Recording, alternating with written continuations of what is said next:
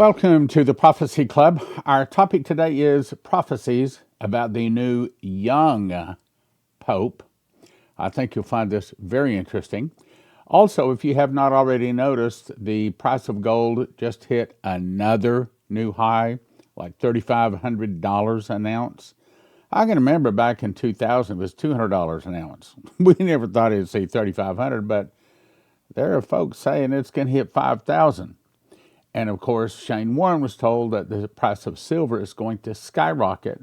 So if you do have an IRA or a 401k, or if you do have your money in stocks or bonds or some kind of paper, it's your advantage to call 800-200-GOLD and just say, look, here's my situation. Am I at risk?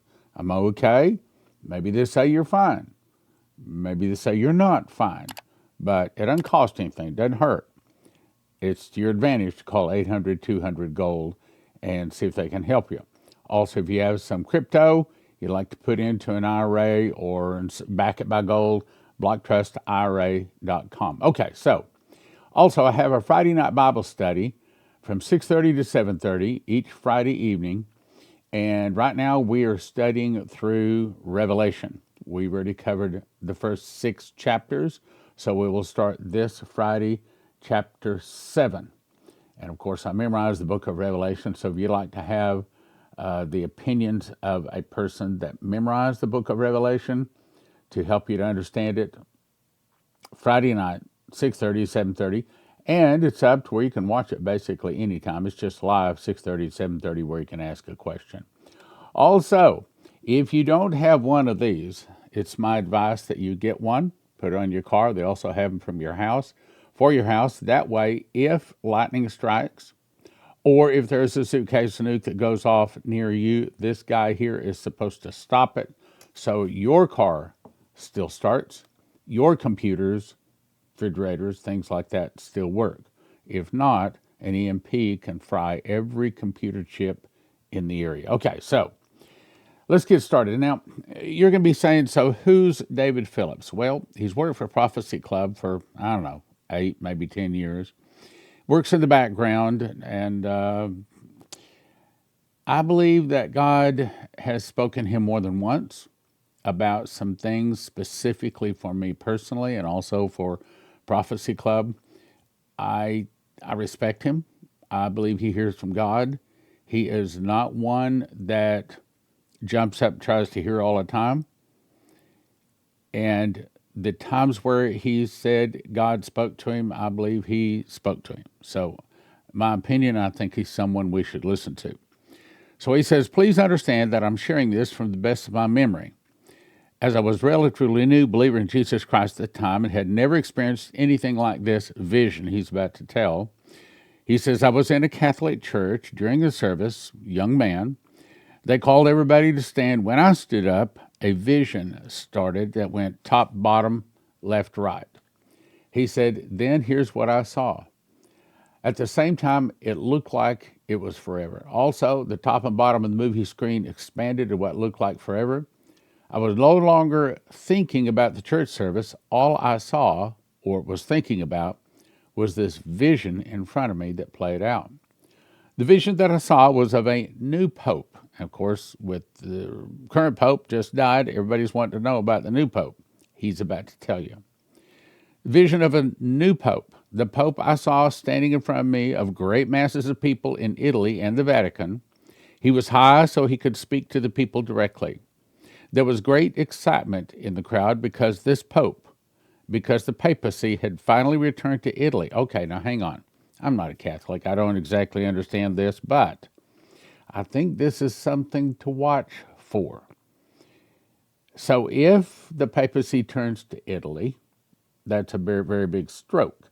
And then if it is a young man, which is about what he's about to say, boy, that gives a lot more credibility to the rest of the things he's about to say. So I'll read that. There was great excitement in the crowd because the papacy had finally returned to Italy. He looked younger than past popes, not frail. He was maybe in his 30s or 40s with dark hair and dark facial hair. Oh, okay, I've never seen a pope like that. But here shortly we'll have a new pope. And if this papacy returns to Italy, and especially if it's a young man with dark hair, dark facial hair, by the way, it doesn't necessarily mean he has dark facial hair immediately. It may be that he grows it later. But if the papacy moves to Italy, and if it's a young man, we got to listen up. Okay. Key point. He says, what greatly troubled me were the words he was shouting. His words were not of love and kindness, as with past popes I'd seen. He was threatening and attacking the Protestants, shouting that the true church must rise and unite against the Protestants. He was shouting that the Protestants are not true believers, but rather unbelievers. I'll read that again. He was threatening and attacking the Protestants, shouting that the true church must rise and unite against the Protestants. He was shouting that the Protestants are not true believers, but rather unbelievers. Whoa, that's big. The crowd was shouting with rage and hatred in support of him and his words. He said the penalty for them must be death. Let me read that again. He said the penalty for those people that were not Catholics, basically, must be death. The people were in complete agreement with this. They had been called to action, and the entire world would now rise in power to kill Protestants in all nations. Let me read that again. He said the penalty for them, the ones that are not Catholics, the penalty for the non-Catholics must be death. People are in complete agreement with this. They had been called to action, and the entire world would now rise in power to kill Protestants in all nations. Okay, hang on. So they elect a new pope. If the papacy returns to Italy, that's a very big fulfillment. If it's a young man with dark hair, that's another very big fulfillment. Now, do we expect him to immediately start speaking out against the Protestants? I would say probably not. I would think that that would be at least a few months to a few years down the road before that happens. Make sense? Okay, let's go on. The words he spoke were so frightening, I cannot explain how mere words could be so powerful in developing a reaction in you. It was unlike anything I'd ever witnessed before. Somehow, I knew in my heart that he was talking about killing us, the true believers, who are far fewer in number. I knew that what he was saying was the opposite of the truth. I'll read that again. I knew what he was saying was the opposite of the truth, but the people still believed him. I thought, but we are the true believers. Life on earth had changed forever. I thought, well, we will now be hunted and killed for our faith around the world. Go read Revelation 13:10. Go read it. I'm not ready for, by the way, also read the last chapter in Revelation 18 too. In her was found the blood of prophets and of saints and of all that was slain upon the earth. I'm not ready for this. Suddenly the vision ended. I was made to know that our only option is to run and hide. That's what Revelation 13:10 says.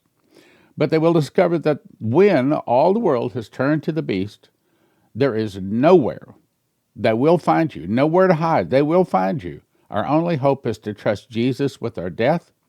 Jeremiah and Isaiah were shown believers were hiding in the days just before the return of Jesus.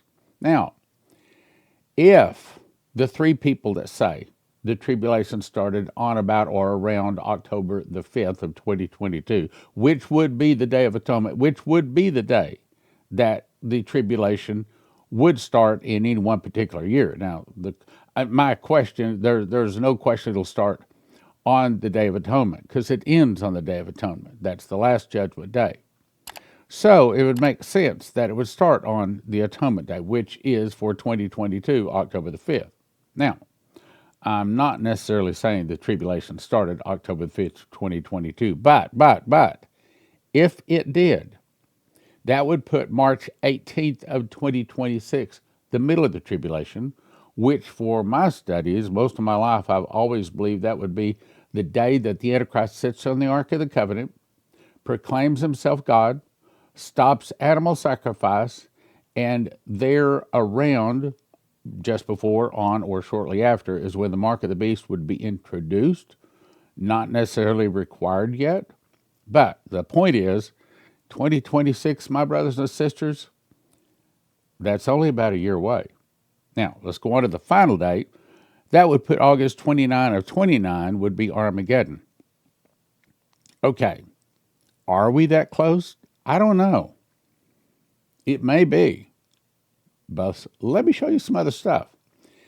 So if, I'm not saying it is, if October 5th started the tribulation of 2022, that puts the middle of the tribulation about a year from now and the end about 4.5 years from now.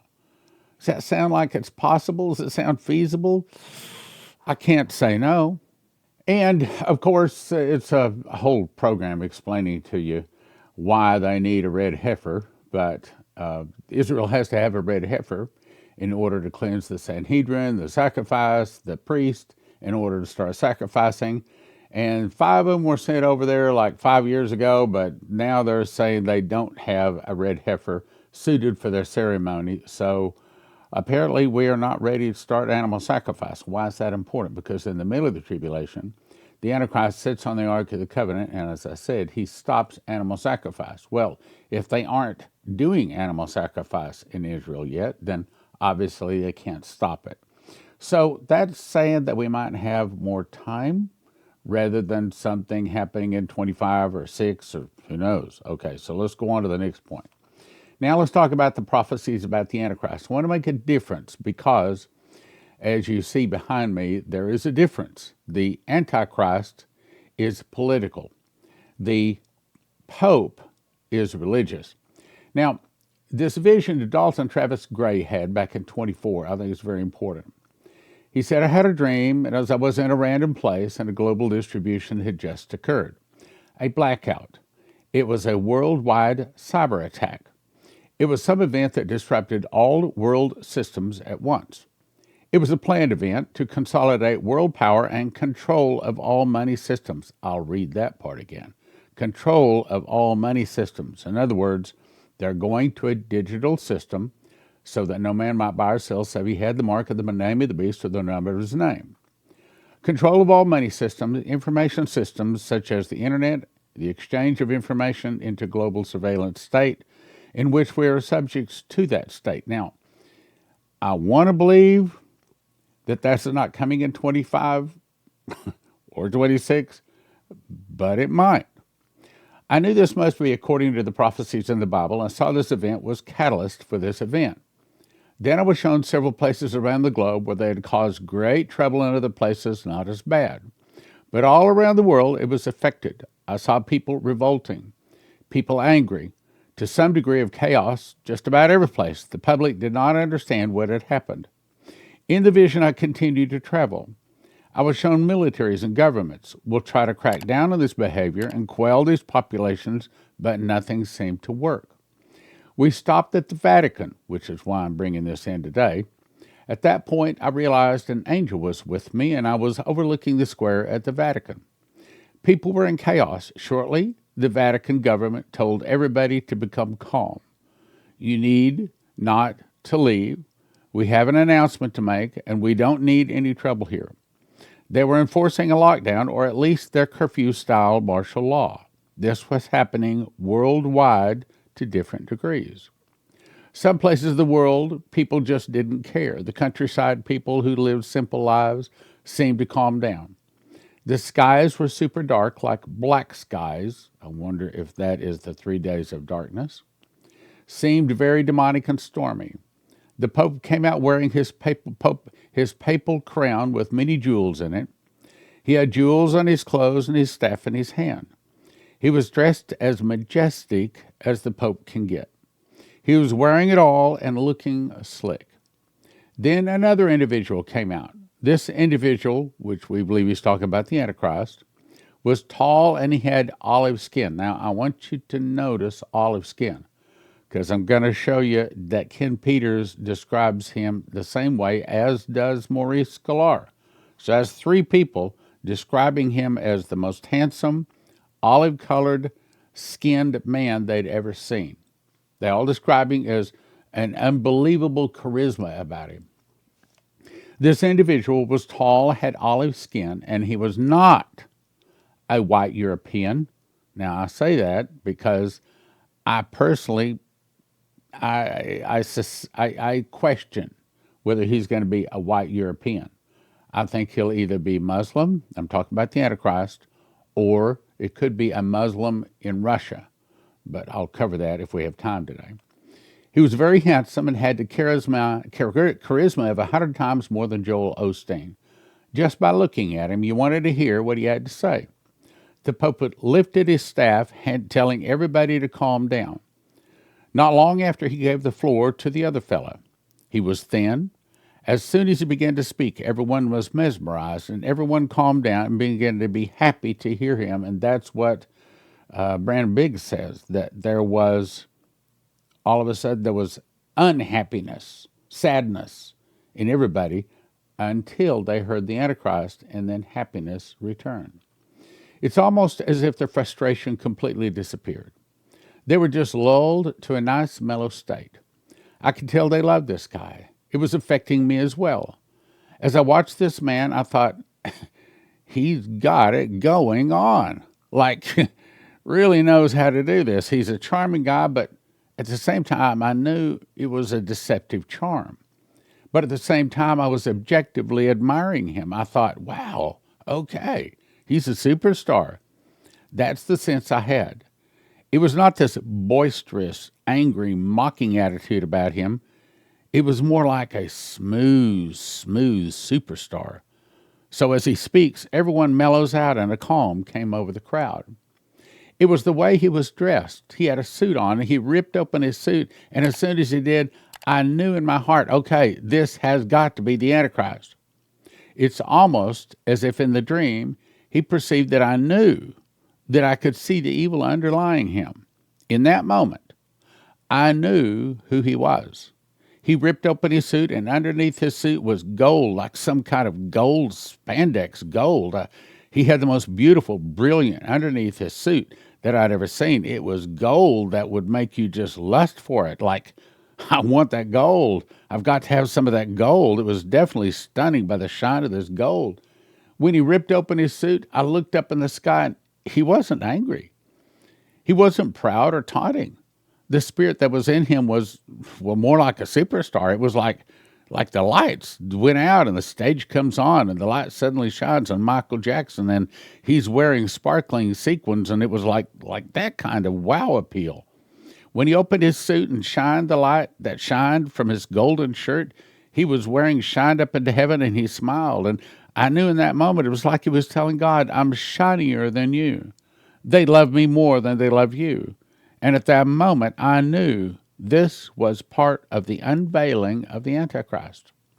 Then I heard the angel say, they are here to bear witness of what the Lord has said. Then he quoted scripture. And he shall sit in the temple and declare himself to be above all which is called God, or gods, or declared himself to be God.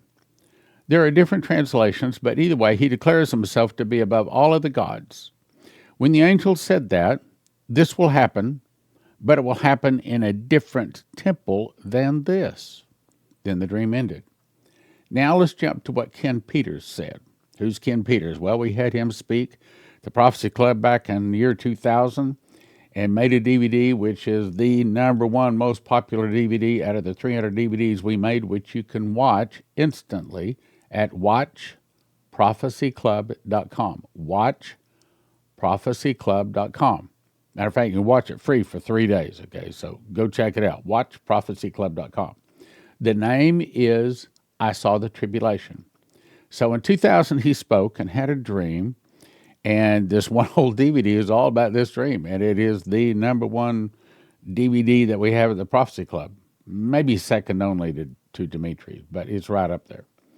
Now, this is only a page of it, just a paragraph. He says, I'll never forget his face, ever. As long as I live, I'll never forget his face, talking about the Antichrist. His face was almost supernatural in appearance. It was almost perfect, too. He was, for lack of terms, the most handsome man I've ever seen. And Maurice Sklar used the same description. Olive-colored skin, most handsome man I've ever seen. He had olive-colored skin. I want you to know I'm very happily married, heterosexual.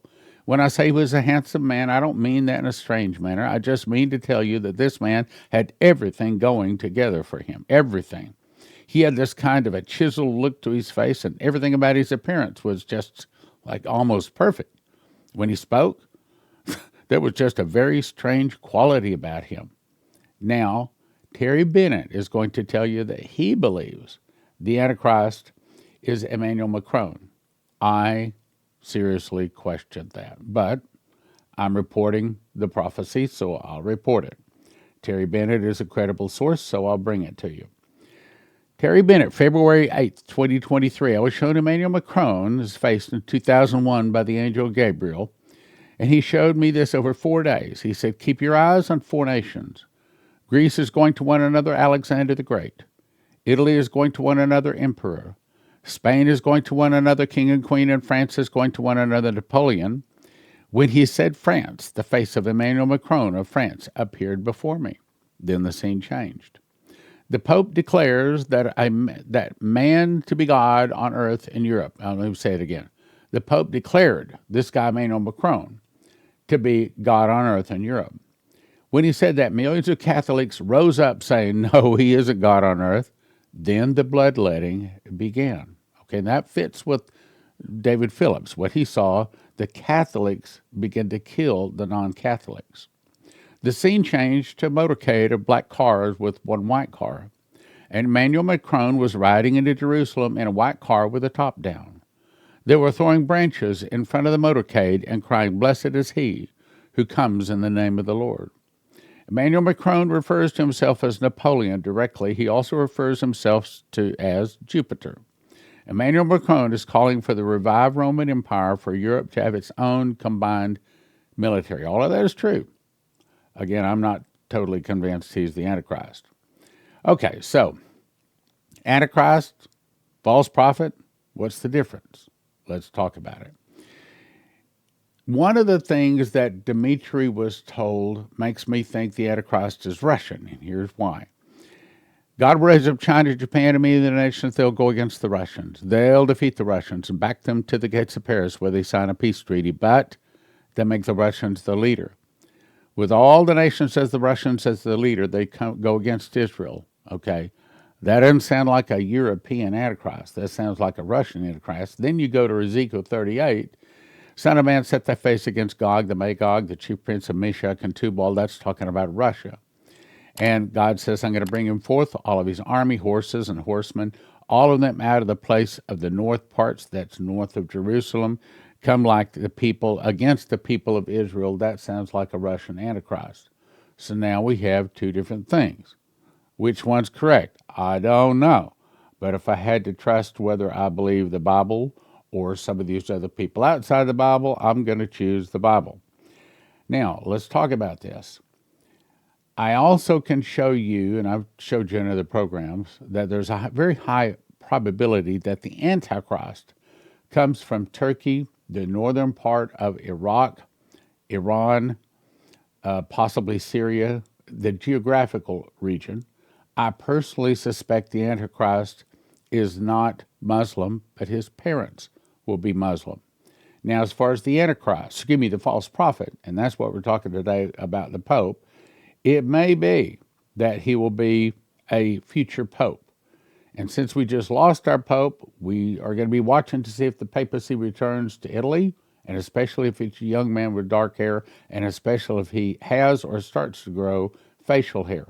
So this is the basic difference between the first beast or the Antichrist, the beast from the sea, Iraq, Syria, and I'll also add possibly Russia.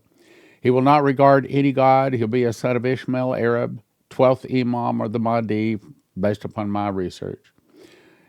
He will be the head leopard. The Muslim father overcomes saints, honors the God of forces. His marked name and number and image. Deadly wound is healed. Heads the green horse of Revelation. Whereas the false prophet is the beast from the earth, the second beast.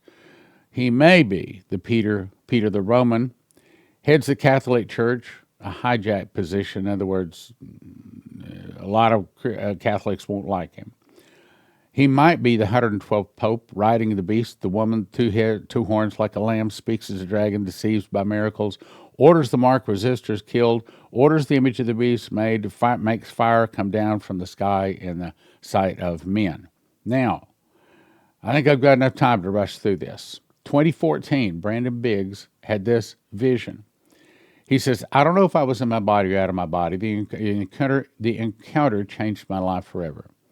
The Lord didn't show me the face of the Antichrist. I didn't see his eyes or his facial features. I saw his clothes and the way he carried himself. I saw him in meetings in Berlin where everybody surrendered their kingdoms to him in 1 hour. He's around a big round table. He's ruling as Antichrist over the world, and there's only one world government. This is what the flag looks like. Now, I'll show you the flag. I've got to move through this and run out of time. But he explains it. You can pause and read that. This is what he saw the Antichrist flag looks like. This explains all the points of the flag. Again, I'm running out of time. I don't have time to read it. The green, he explains it. Just pause and read it all. That'll tell you all about it. And I think I've basically run out of time. So there you go. I'll let you pause and read the rest of it. Pause and read the rest of it. But let me just end by saying, let me encourage you to support Prophecy Club. Also, if you want to catch our Friday night Bible study, Friday at 6:30, that's a very good thing to do. We could use your financial support and your prayers right now. If you don't want to lose your life's savings, if you have an IRA or a 401k, the thing to do is call 800-200-GOLD. 800-200-GOLD. These folks are Christians, and they specialize in helping people not lose their life savings in the event of a stock market crash and things like that. Look, most of the 401ks, most of the IRAs are in paper, backed by paper, and as Lindsey Williams says, if it's in paper, it's worth the paper it's written on. You can lose it all. 1-800-200-GOLD. 800-200-GOLD. Hey, give them a call. Doesn't hurt. Doesn't cost you anything. See if they can give you some good advice. I'd recommend you get Potassium Iodide at prophecyclub.com. When a nuclear device is detonated, the wind blows the dust, and it's like fine dust. It's like powder. And it settles on everything. You breathe, eat, or absorb radioactive iodine. You pretty much can't avoid it, which kills your thyroid, killing you. But a simple fix is to simply take potassium iodide pills, which then floods your thyroid with good iodine, keeping the radioactive iodine out. You need 1 bottle per person per exposure for everyone from infant to adult, available. 10 bottles for a gift of $150, which is what I recommend, or $20 a bottle at prophecyclub.com. Shelf life 5 to 8 years, potentially more if you refrigerate it, or even more if you freeze it. Potassium iodide pills, prophecyclub.com. Right now we have them in stock.